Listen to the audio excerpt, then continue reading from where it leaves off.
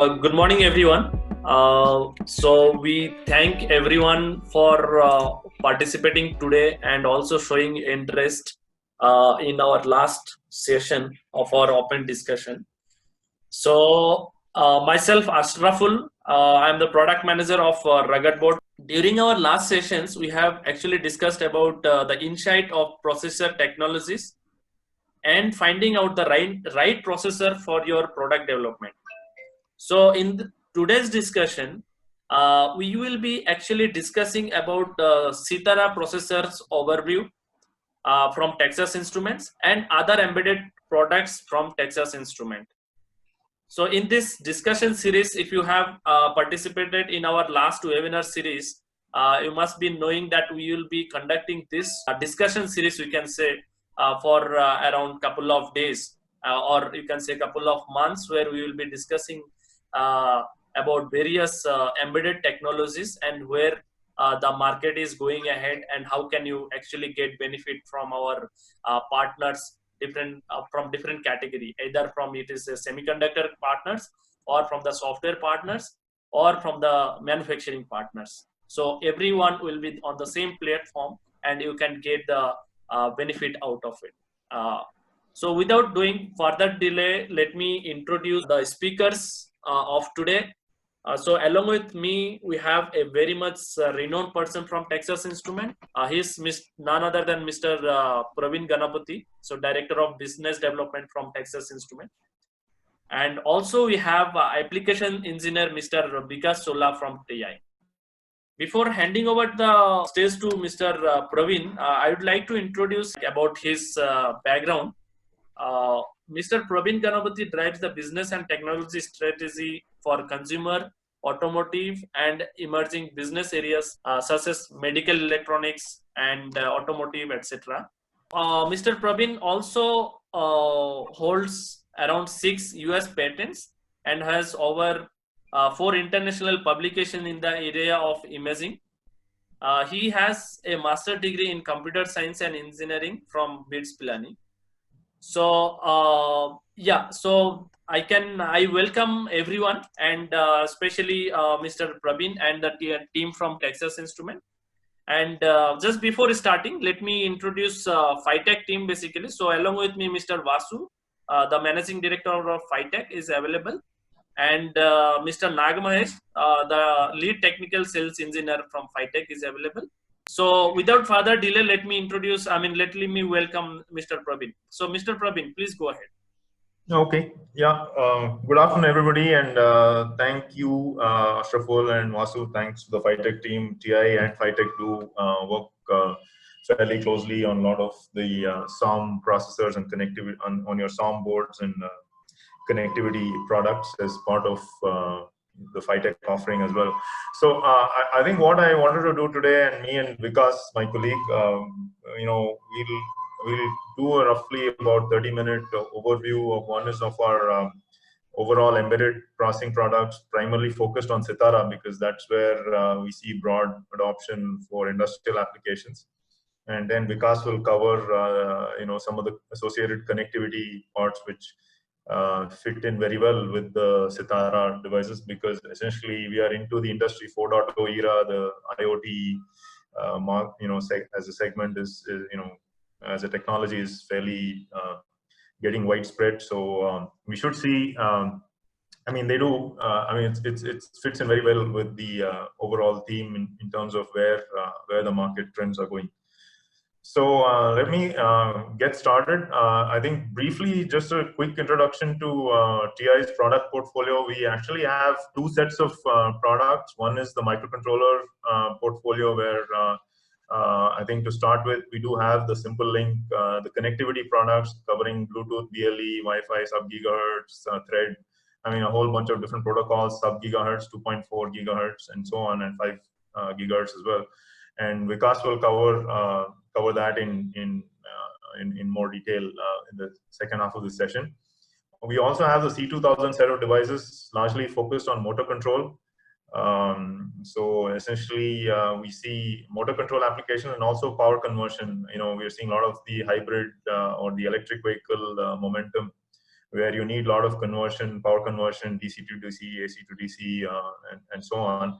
And that's where the C2000 set of devices fit very well, both for the power conversion and for the motor control. And then we have the MSP430, which has been the traditional, microcontroller family from TI, largely for low power sensing, a lot of analog integration.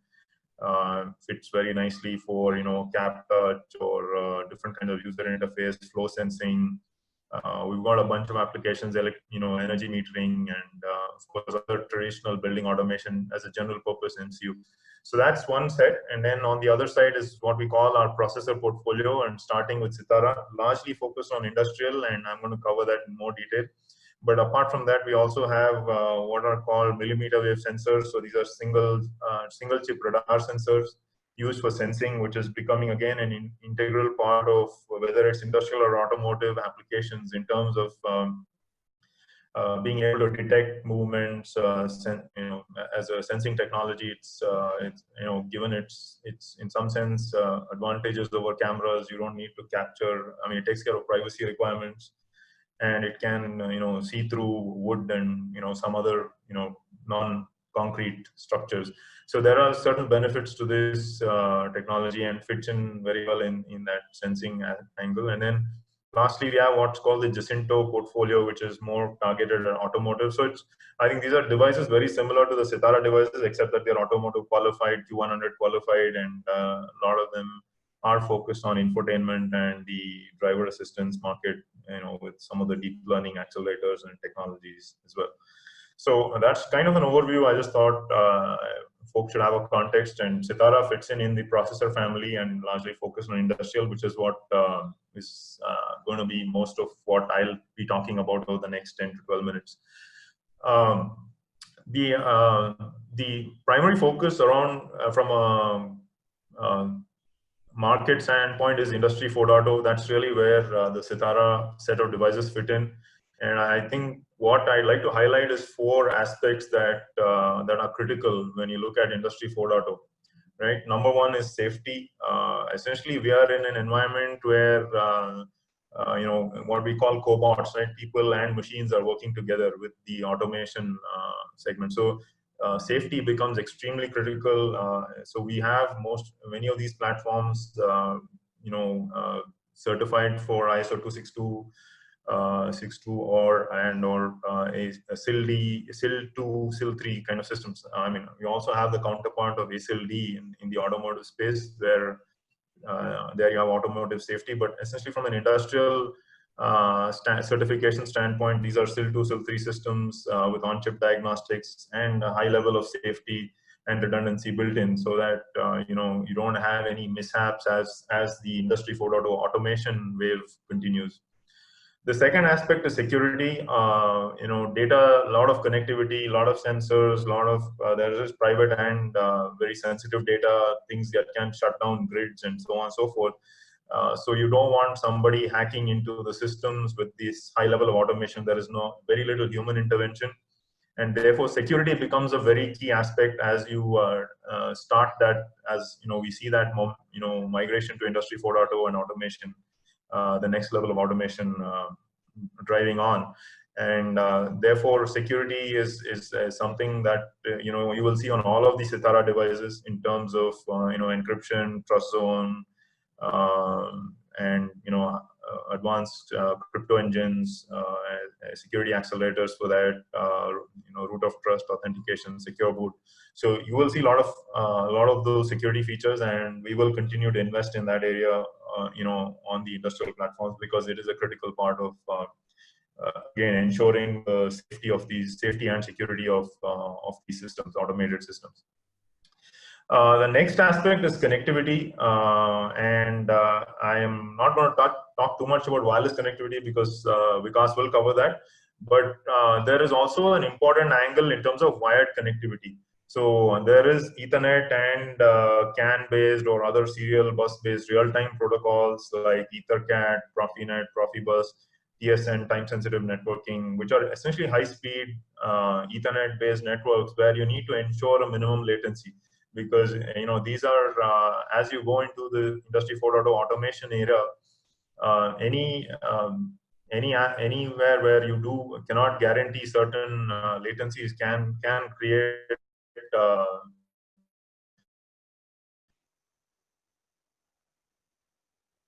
situation very not keys, and again significantly in terms of availability of certified industrial protocols on the Sitara devices. So we have programmable field bus support for greater than 10 industrial protocols with certifications available primarily on both on the slave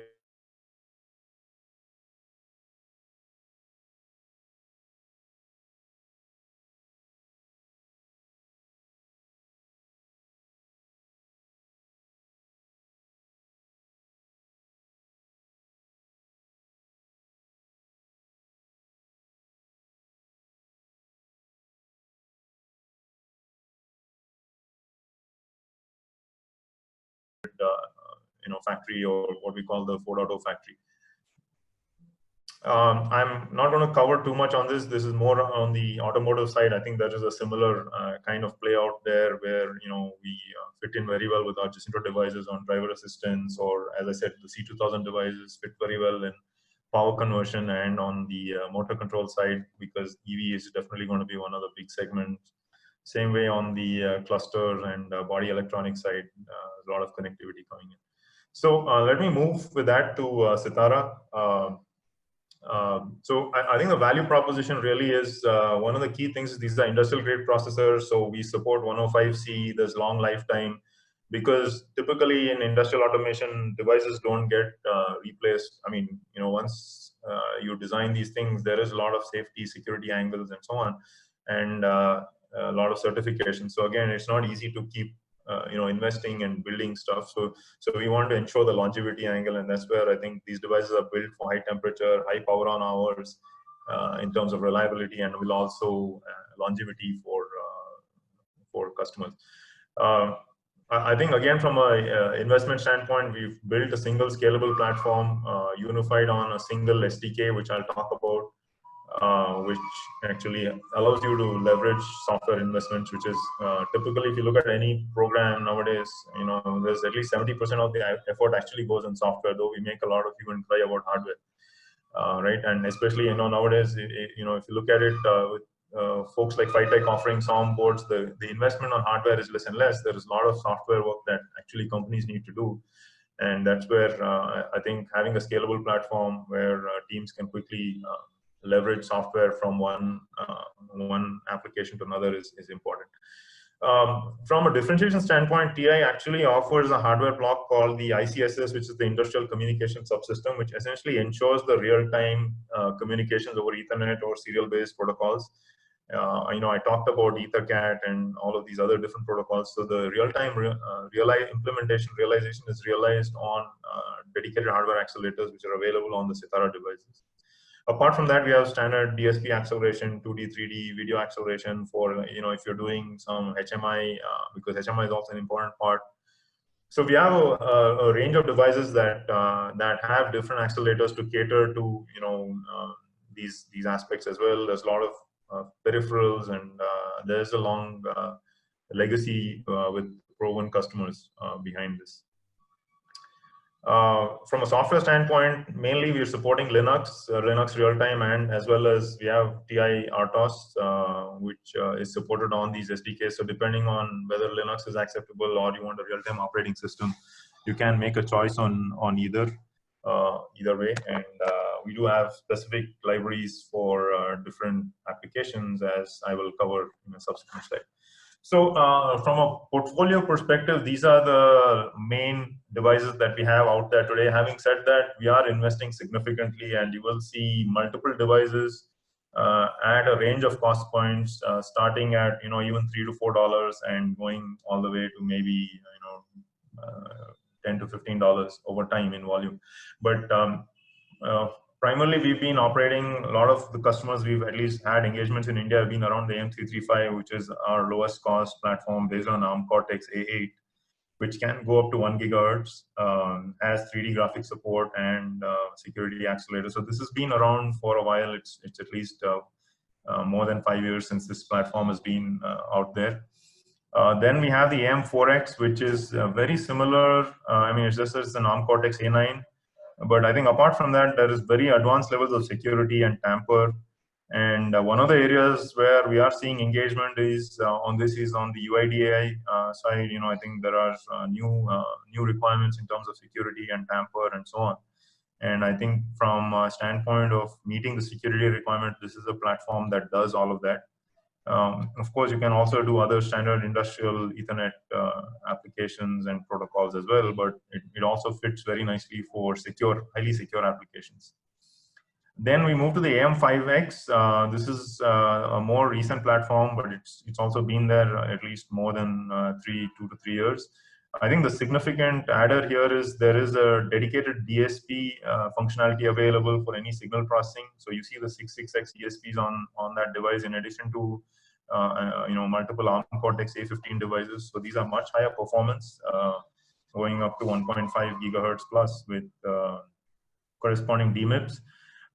There's also integrated Cortex M4 controllers for any real-time functions that you want to realize. So you can do some things without getting onto a high-level OS. So you can work in a true RTOS environment to ensure any time-critical functions.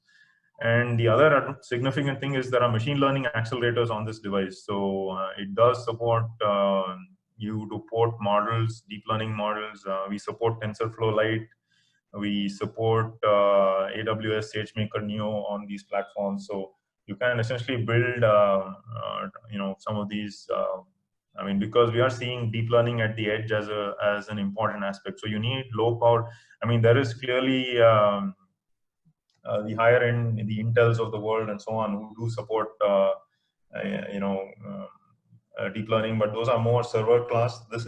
These are more lower power platforms, like maybe 2 watts, where you need to do a certain amount of for critical functions. You cannot afford to go back to the cloud. You want to do take decisions at the edge and based on deep learning and take action. So that's something that's supported on these platforms, and we will have probably these capabilities going forward as well. And then the last but not least is the AM6X, which is our first 64-bit device. So these are dual quad ARM Cortex A53 devices. So these are 64-bit processors, with support for DDR4 as well, which is the other change that, because, DDR3 is obviously maturing. We need to support the newer DDR standards, and that's something that's available. This also has built-in functional safety. I talked about importance of safety in Industry 4.0, and that's where this fits in. Okay, from a software standpoint, as I said, our platform is based around, the processor SDK, which essentially supports the core OS, which can be RTOS or Linux, and with support for drivers. But on top of that, we offer different SDKs. So there's the industrial Ethernet, is essentially the industrial protocols that I talked about. So you can download these packages, and it's for free. You can download, evaluate, and then see what you want to do with that. Same thing on Vision. We have for the device, there are platforms that support the CSI2 interface, camera capture, and so on. And we do have Vision libraries that you can use for that processing, because in the Industry 4.0 space, machine vision is clearly one of the applications that we are seeing increasing need, and the Vision libraries actually support some of that capability. There's of course classic HMI and other media playback functions, which is where the infotainment libraries come in, and then we have machine learning, we have deep learning capabilities, and there's libraries for that as well. So essentially, common platform, OS platform, and then different packages based on what end market or end technologies or a combination of technologies you would need. Applications wise, Sitara is mainly targeting, I mean, not to say others, but we do the main where we think there's a lot of value is the factory automation space. Some of the end equipments are listed on the left of the slide, but the main that you see here under end equipments, but mainly on the benefits, it is about the protocol support, certified protocols that are available like EtherCAT, etc. The reliability in terms of power on hours, the support for software, safety, multimedia, deep learning accelerators, all of that, and and good performance at reasonable power, right? You don't need to spend to be running deep learning accelerators. You don't need 8 or 10 watts. You can be doing that in 2 to 3 watts. The next segment is really grid infrastructure. We are again seeing customers using the Sitara devices in this space. The main thing is what's called HSR-PRP. This is high availability, seamless redundancy, and parallel redundancy protocol. So these are again Ethernet-based protocols that are very reliable, as the name suggests, and which you need to guarantee in a grid case. You cannot have any failures, because of connectivity, on the grid, and that's where these have built-in redundancy to ensure your networks are up on the grid. There's also DSP and ARM cores for analytics, and again, a lot of the other stuff we talked about in terms of Linux capability, as well as display capabilities on devices for HMI functions in these set of devices. The other main application I want to touch upon is motor drives. So we do support multi-protocol position encoder interface on these devices. So whether it's servo drives, AC drive communication modules, other motor transport systems. We do support NDAT and some of these other position encoder interfaces on these devices in using the accelerators that are available, apart from multi-protocol Ethernet support. So it's a very good single device for doing combination motor control kind of applications, if that's something that, and there are built-in functional safety features, which are again critical when you're working with motors and applications like that. You do need to ensure safety and security, and these are connected devices. So security again becomes critical, as I already alluded to earlier.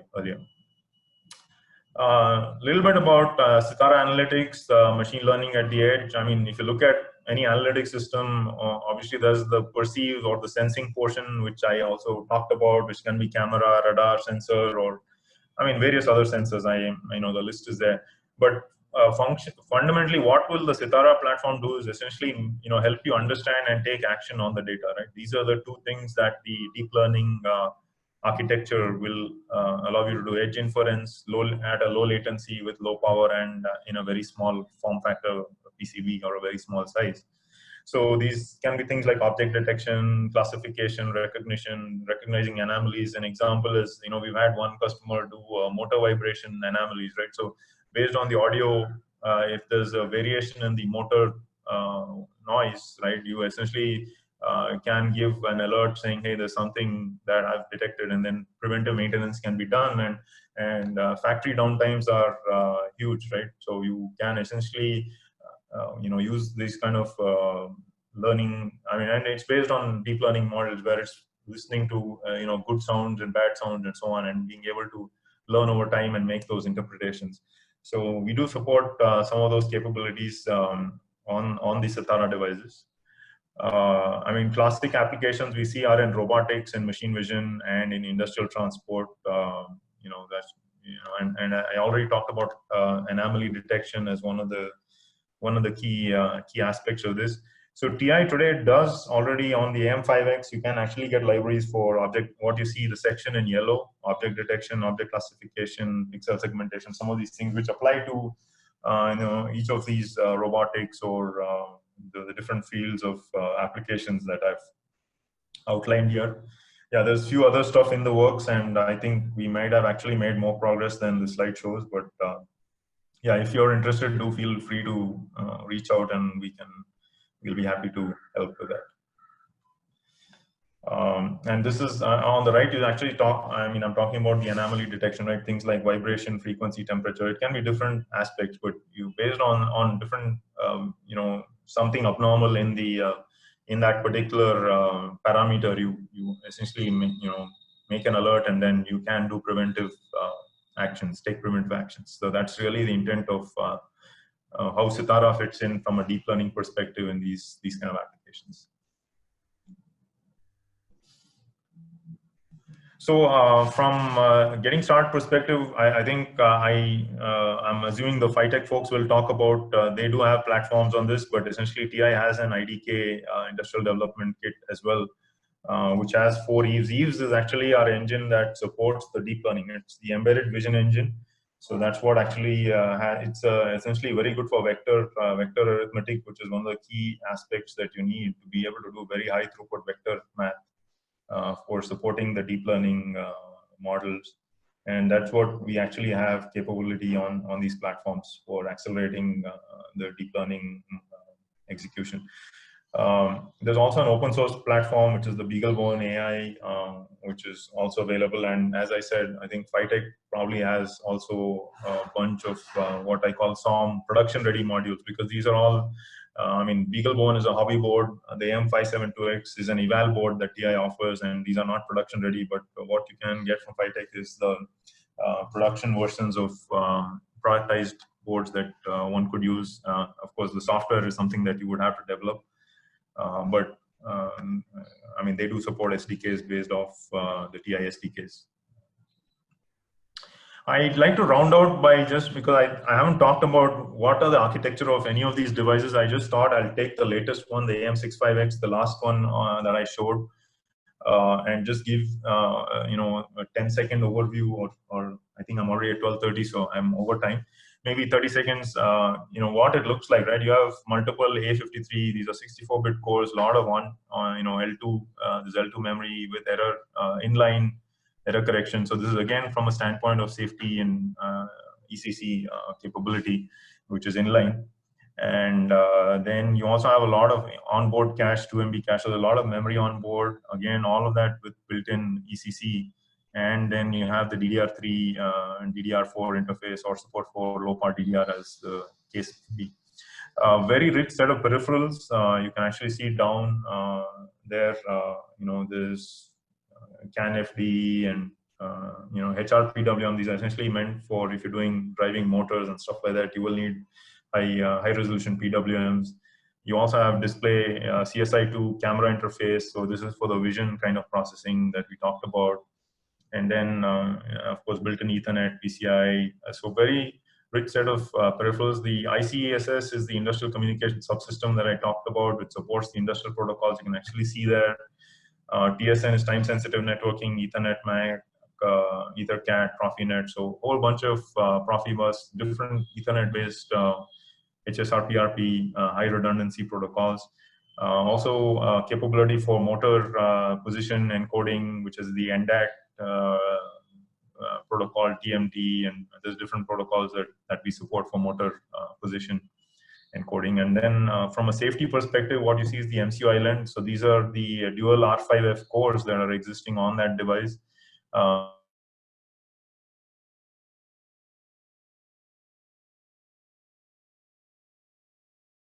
Certain functions that are critical on the MCU island, and then you know, you have the higher processing capability for general situations. So that's kind of to give you a flavor of what a device looks like in the Sitara family. This is the last device that we just put out you know, and gives you a good feel of what it is. So with that, I'll turn it over to Vikas, and then we can go to any discussions or questions that you guys have. So Vikas, I'm going to stop sharing, and maybe you can take over. Okay.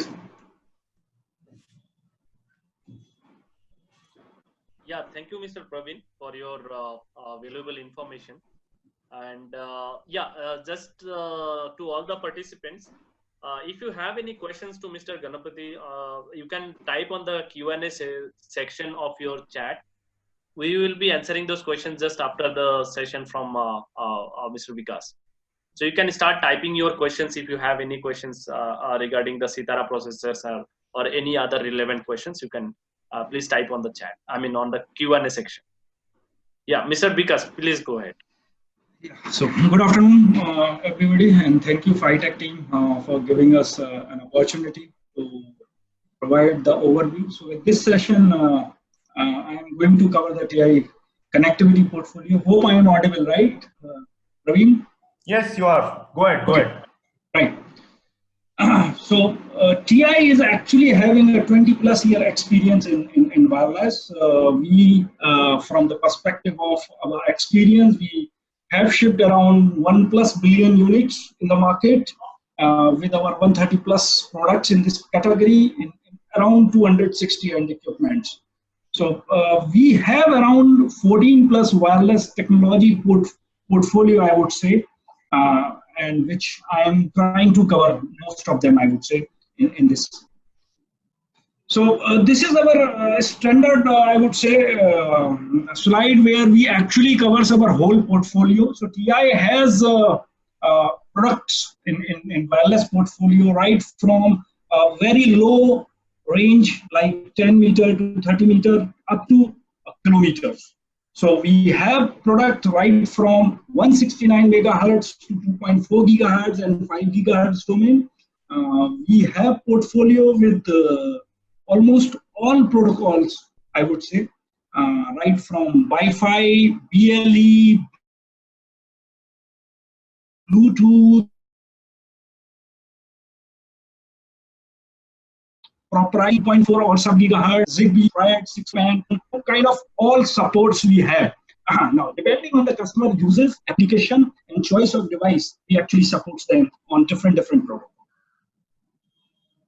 So I am starting this this presentation especially from the Wi-Fi. Why? Because with Wi-Fi, usually this is a forum where we are discussing the processors, and in processor, when talks about connectivity, people after Ethernet, people thinks about Wi-Fi, high-speed Wi-Fi. So TI actually have, I would say, sorry, one slide I missed. Okay, it is. I'm sorry. So in Wi-Fi, we actually have two platforms, Simple Link and WiLink. Why we have two platforms for Wi-Fi? It depends on the application, the users. So some users, some use case, you really want throughput, range, and maybe a combo with Bluetooth. And in some use cases, people want very low power, low throughput industrial application. So based on that, and again, cost perspective also comes into the picture. So based on that, our Wi-Fi portfolio is actually divided into two, WiLink and Simple Link. In WiLink, we usually support WL18XX modules, which actually gives you throughput up to 100 Mbps. While with Simple Link portfolio, we actually gives you a product in CC 31XX or 32XX, where the throughput is around 20 Mbps. Both the products supporting both the frequency, 2.4, 5 gigahertz. Again, it depends on your selection of the device from your side, because every device doesn't have the 2.4 and 5 gigahertz, but we do have option for that. And then you can see multi-role support is supported in the WiLink, integrated Bluetooth BLE is in the WiLink. So coming on to the WiLink product portfolio, in WiLink we usually have provide the module WL1835 or 1810 kind of product as a module, WL18XX module, and then that module is going to be interfaced with your MCU or MPU, usually on SDIO or UART. So we do provide a software offering in the Linux and RTOS based. Again, RTOS based is supported by the third party. And then we do have support with AM3XX, 4XX, and I.MX family, again, with our competition.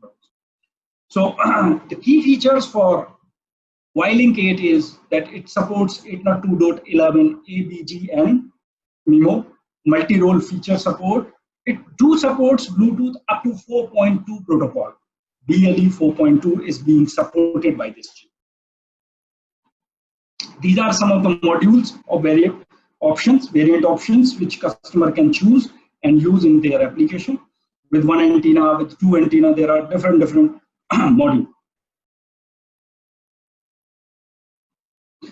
Coming to the next platform, Simple Link Wi-Fi. So Simple Link is basically where an application requires low throughput but low power, and then cost also can be, you can say, integrated part of the device. So we do have here 3 generations of the device: Gen 1, Gen 2, Gen 3. So Gen 1, where we started with CC32XX or 31XX devices, where we were supporting 2.4 gigahertz with 2 secure sockets.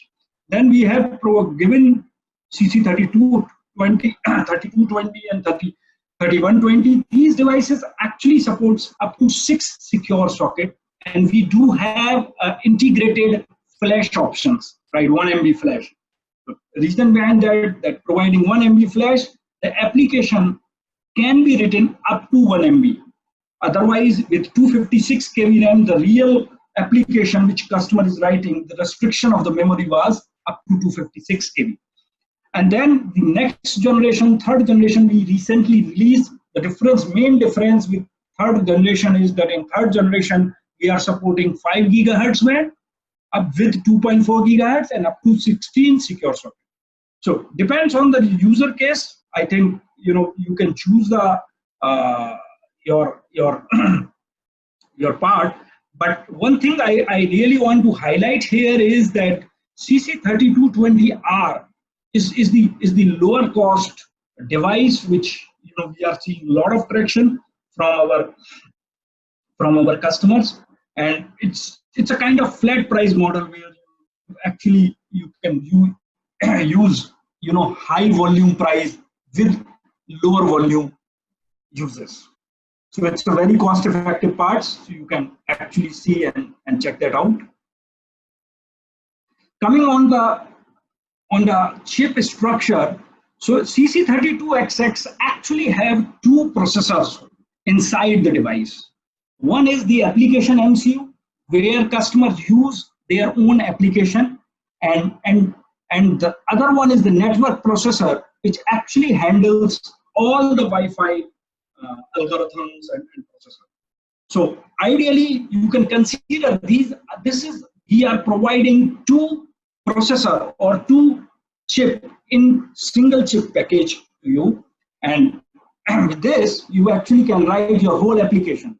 Peripheral wise, CC32XX series have UART, I2S, I2C, SPI, SDIO, ADCs.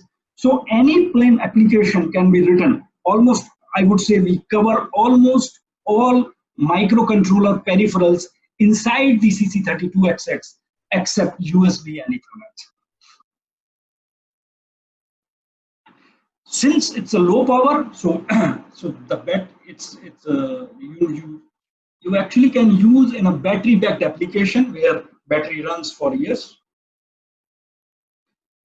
Now there are many applications, and this actually I have chosen to keep this slide because many of our customers actually come up with the request that their product is kind of a gateway where they want to support to connect their end nodes on the BLE while they want to hold the data to the cloud, and those end equipments usually use Wi-Fi and Bluetooth in a same product.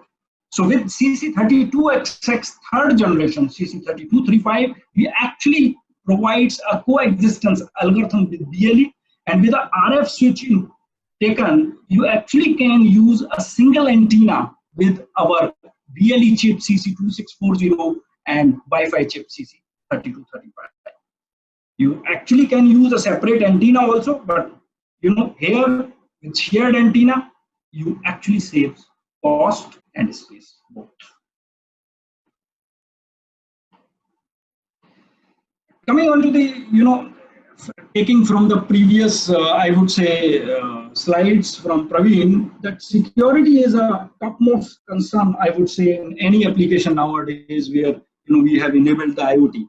Now, people used to think that my security is majorly from the end equipment to the local router, but that's not. Truly, if you see the structure of any IoT network application, you actually go to internet through lots of routers and gateways.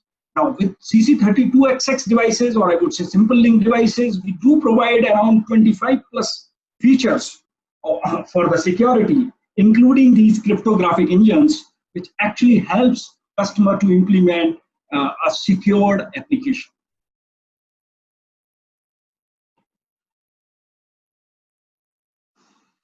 So we all, in the last session, I always talk simple link Wi-Fi. What is the simple link? Many a times customers ask why you are calling your product simple link. And why we are, because we actually have given a software development kit through which your communications become simple. What does that mean is that if we have collect all our controllers, right from a wired microcontrollers, MSP432 or MSP430, to all our wireless protocol controller like BLE, Zigbee, Bluetooth, Wi-Fi, in a single umbrella, which is Simple Link SDK. Now, what does that mean is that this SDK will have the graphics, will have the libraries, common libraries and middleware stacks, where you actually write the software on using those libraries, and your software can be reusable, I would say, across the devices.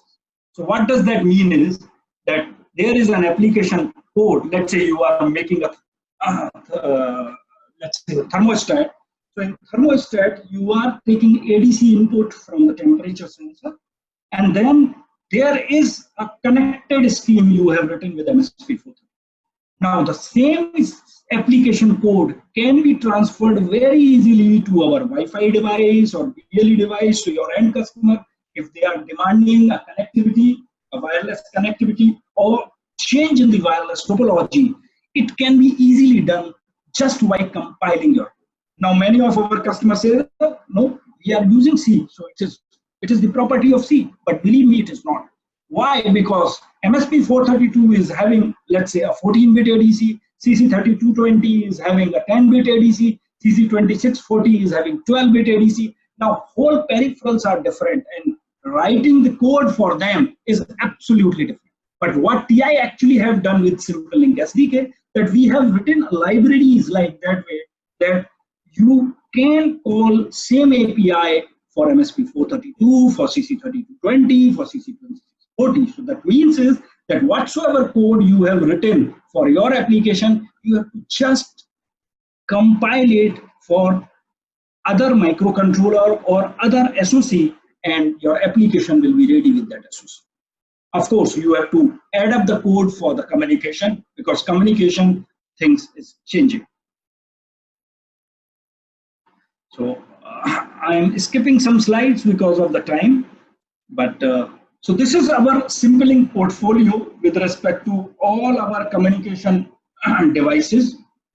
So again, at the base, we are having our connected MCU, which is MSP432, where we do provide USB, Ethernet, and UART, SPI, I2C. So this is our connected MCU portfolio. But on top of that, we do have a CC26XX and CC13XX family, where we support BLE, Zigbee, Thread, 6LoWPAN kind of protocol. So we do have our first generation starts with CC26X0 or CC13X0, and then the next generation we actually move to CC26X2 and CC13X2. Now CC13X, there is a tab you are seeing multiple standard CC13X and CC26X. The beauty of these devices are that CC13XX device, or I would say CC specifically CC1350 and 1352, they do start from 169 megahertz and supports up to 2.4 gigahertz. That means that you can work right from the sub-gigahertz application to Bluetooth, BLE, and Zigbee with these devices. Now, on top of that, even with CC13X2, you actually can support two protocols kind of simultaneously, as just like BLE plus sub-gigahertz or BLE plus 6LoWPAN, or maybe in future we are going to give the support of BLE plus Zigbee also in this. So again, coming on the same kind of slide, that we do support Bluetooth, BLE. Now I'm just explaining from the device perspective that we started for Bluetooth with our 8051 core based CC25 devices, and now we are having BLE 4.2 and BLE 5.0 support with our very low cost optimized devices CC2640 R2F and CC2642. We do have proprietary 2.4 gigahertz devices like CC2650 and CC2652. You actually can write your own protocol, and we do have some of the library supports, basic library for RF, which can be used for that. Then we do have a Zigbee 3.0 protocol, or I would say library, which can be used with our CC2652 devices. We do have support for thread with CC2652 and CC1352, depending on whether you want a support of thread in sub-gigahertz or 2.4 gigahertz. And then we have a sub-gigahertz dual-band SoC, as I have mentioned in this particular slide, CC1352 and CC1350, which can be used in the application where you want to give support of sub-gigahertz and BLE kind of simultaneously.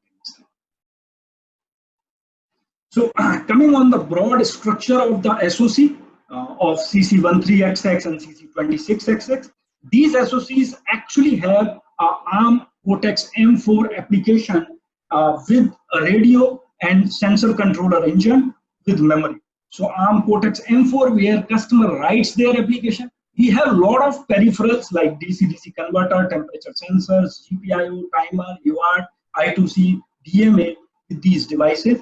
Now, on top of that, there is a sensor controller that, let's say, if you are using it for a battery-backed application, the major code of that particular equipment will be sensing a small sensors that can be done at a very, very low power kind of, and micro and main controller and radio can be used to transfer that. So we have, as I have told you, BLE plus second network connectivity available today. So there are a lot of stuff which is there on www.ti.com on this. With this, I am actually stopping here because of the time, and then we can take the questions and cover the other things if required. It's okay, Ashraf? Yeah. Thank you, Mr. Vikas, for your information. And it was really nice about knowing about the wireless technologies and other offerings from Texas Instruments. So we are also about to complete 1 hour.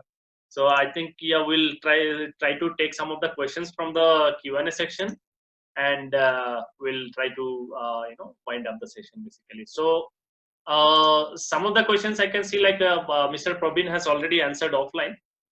Maybe 1 or 2 questions we'll take from there as well. First, let me go to Mr. Vikas. So question is related to BLE. Just a second. Do you have BLE mesh support in CC1352? So that is currently, so BLE mesh, currently our team is working.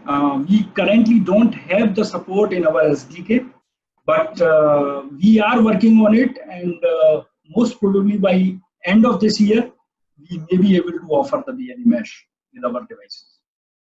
Okay. Yeah, I cannot see the participant name, so maybe I think you must have got your answer.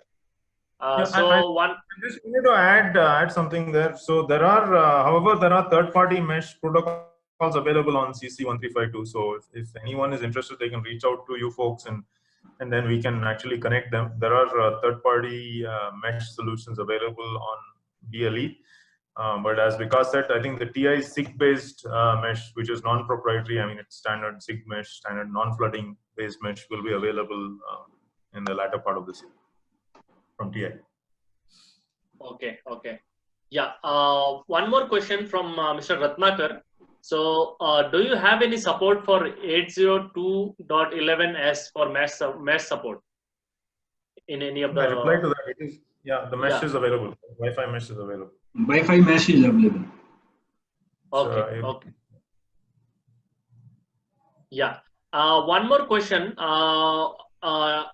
I cannot see the name. So it is on the edge of IoT. How TI offers the OTA support? So like, what are the things? Even I was interested in knowing about it basically. So can you give a little bit brief on it basically on the OTA? especially on the microcontroller or the Sitara processors? Okay, Praveen, should I take or? No, go ahead. Go ahead. I mean, Okay. I've replied to this on the Q&A, but yeah, you can go ahead. Yeah. So with respect to OTA, we actually offer OTA almost on the wireless technology, and even we have a few application node with our microcontrollers and processors also, that how people can implement OTA. It can be and specifically if you talk about BLE, Wi-Fi, we do have some example codes in the SDK, and usually, there are a lot of ways to implement OTA and bootloaders. So it depends on the application to application. It varies whether we want to store the code into the external SPI flash or the microcontroller. So in summary, we do have example codes for different platform with respect to different application. It varies, and we can discuss more deeply if there will be an application case. So it will be case to case, it will be vary. Okay, yeah. So one more question from Mr. Upendra. Just a second, the question went up. Are the industrial Ethernet protocols are licensed by TI or third party? So whatever the industrial Ethernet protocols you are providing, so that is licensed by TI or from third party? So on the slave side, some of the protocols are available from TI. There is no license, but some of them do have. Master side, most of the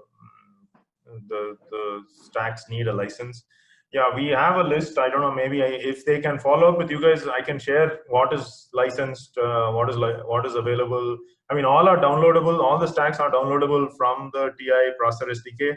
But yeah, when you go to production, some of them will need a license from third party, and some white will not.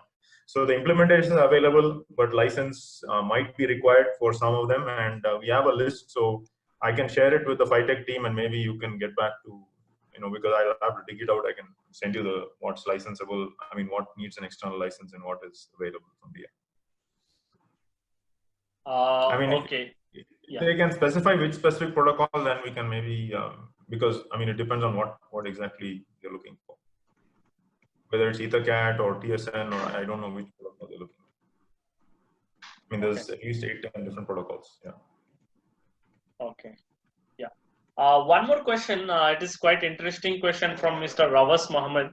So he mentions like, how is the availability of TI components in India with respect to COVID pandemic now? So how is the supply chain? So supply, see, TI has its own manufacturing, unlike many of the other silicon vendors. So TI has its own fabs, and we have a business continuity plan which ensures that all chips can be produced in different locations. I mean, there are at least two facilities where we have the ability to manufacture these. So in that sense, we have been able to, in fact, I don't know if any of you had the opportunity to see the statement from our CEO. We have continued to invest, and there has been no let up in terms of our production. We've also been allowed to run our facilities and manufacturing simply because semiconductor is an essential component, which also goes into a lot of medical equipment, and we've been actually working overtime to supply some of these equipment into some of the medical customers as part of some of these ventilator and some of these other needs. So yeah, I think TI has been fairly well prepared, thanks to our business continuity plan to support this. And yeah, currently there are no challenges in terms of any component supplies, at least from a TI component supply standpoint. Okay. So components are like it's shipped from India or like it's coming from out? No, I mean, obviously our fabs are not in India. So we have a fab in the US, we have fabs in other locations in Japan, and in multiple locations, right? So yes, the material gets, I mean, as I said, we have redundancy built in. So the same chip can be manufactured in at least 2 different locations. So we have the ability, even if there is a disaster in any one location, that we're able to still manufacture. And that's what I meant by business continuity plan. So one-line summary is there is no issue in terms of supply. And yeah, and Ashraful, just to add on, so after the production, the supply chain basically. So we have disti partners who would be presenting their couple of presentations, and open discussions will be available next month, which is the theme of next month, the manufacturing, right? So wherein which we have giant distributors like Arrow, Avnet, Future Electronics and all, and also small sourcing partners like Source Technologies and other Onyx Technologies from Hyderabad. So these are the small INR billing sourcing partners who are available. So we bring in the sourcing and the supply chain partners also on this forum. So it would be nice if the people are following us on the LinkedIn or like on Twitter, like they get the updates, or they can also follow us on our page. Yeah, over. Yes. Next question. Yeah, so one more question, I think I can answer this question. So it's from Irfan Menon. So he's looking for one of the SOM module with 1 gigahertz camera, Ethernet, some other things. So Mr. Irfan, so you can just connect us back. So we have some of the modules, production ready modules basically. Based on Sitara processor like EM335, as well as we have from EM57, EM65. So we can actually you can just write us. I think I hope you have my mail ID. You can connect back to us. Yeah. Next question is from Mr. Navin. So how are your plans to bring Wi-Fi R&D and support team India? So this is one of the questions. So Mr. Praveen, maybe you can answer this. Well, I don't know if it's relevant. I mean, so where we do our R&D is really it's really yeah. a location. So I would rather not. But having said that, we do have some of the connectivity, the simple link connectivity activity out of India from a design and development perspective. Yeah. Okay. Yeah. Thank you. So one more question, it's from I think one of our colleague basically. So he is asking can you please share some of the third-party partners to implement EtherCAT? I mean EtherCAT or My point is EtherCAT implementation is available. You can download the software from TI. All I said is if you want to go to production, then you might need a license. So EtherCAT stack is available as part of the processor SDK. If you go to ti.com Sitara and then look under industrial protocols, you will find this information. You will find the link to the SDK. So you can download that and evaluate. You can run it. Yeah, I mean, licensing wise, we can get back on who's the contact. So I can send I'll send you a spreadsheet with for which protocol and which slave versus master, who's the contact for licensing for production. But the stacks are available, validated, certified stacks are available as part of the SDK. The RTOS is TI RTOS, so there's no need for any third party. I mean, TI essentially offers the TI RTOS, which is available as part of the SDK. Okay. So I have to skip out. Yeah, I have another call. Apologize. Thank you so much. And I mean, I don't know, maybe because we want to stay on for some time, but I have another call to join. Apologize. Yeah. Thank you so much. Thank you, Praveen sir. Thank you very much. And any other questions? Yeah, feel free. We can get back offline on these. Yeah. Thank you so much. You're welcome, sir. Yeah. Thank you, sir. Thank you, everybody. So one more question. I'm not sure I'm not able to see the name. So I think this question was regarding some of the question related to Ethernet basically. So what if we want to do with wired MCU as with Ethernet? So can you just write the question? I'm not sure. Yeah, because it is not a full complete question. Looks like that Praveen has replied something earlier, and then in continuation, the person has. So what I could interpret the question maybe is okay, PRP HSP protocol.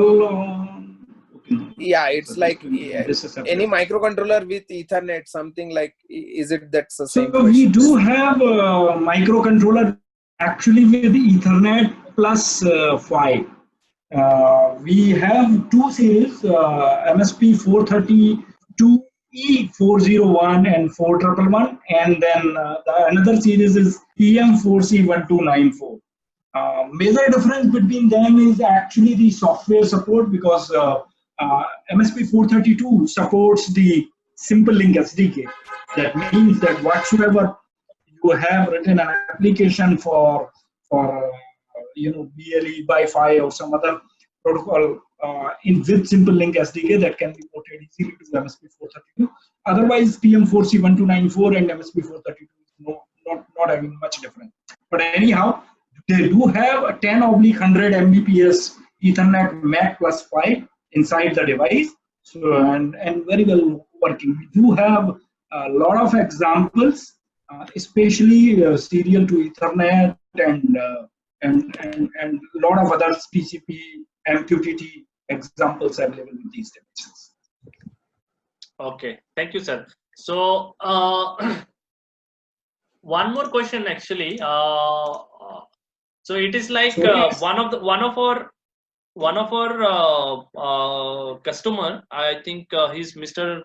Suesh. I could not find his question. Suesh Kulkarni.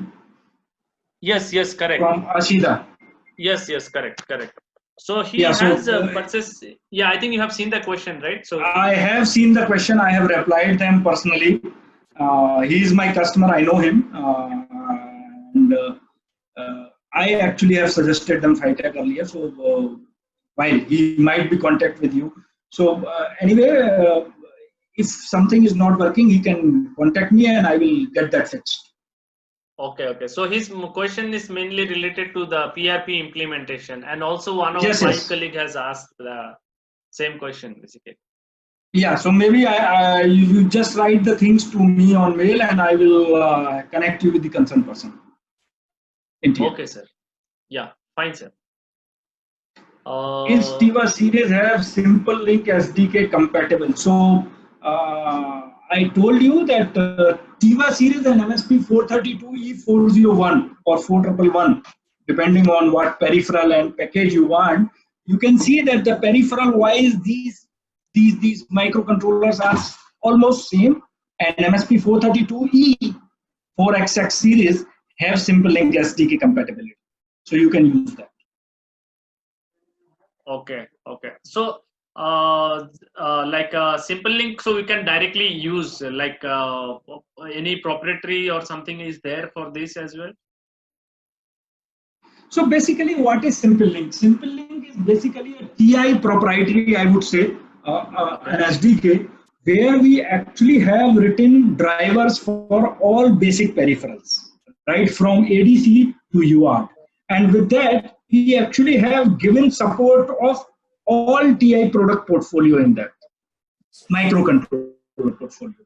Now, what has happened that, let's say, if you want to use DAC, and if you have used Simple Link API for DAC, or if you want to use UART, you have used Simple Link API of UART. If you want to use let's say SPI, you have used Simple Link API of SPI. So advantage of this is that when you are compiling your code with CCS, it will be device independent. Means you select the device, it will generate the code for that particular API for that device. So that's the advantage.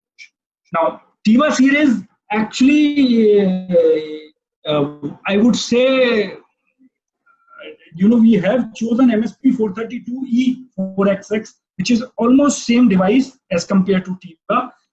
But I would say that we have enhanced TIVA ROM inside the TIVA to give that compatibility with Simple Link, and that's why MSP 432E401 has been created.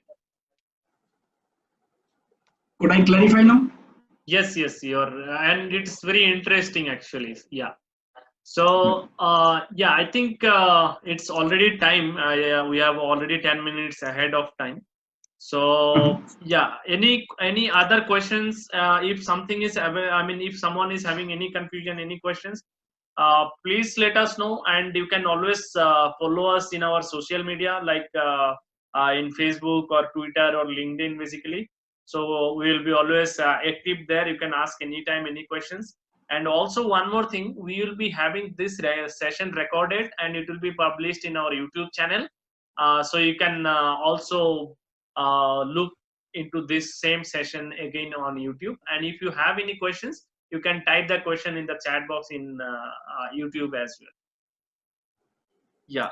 So just to add, Ashraful, so I just wanted to give small updates, I believe, regarding our future partners participation.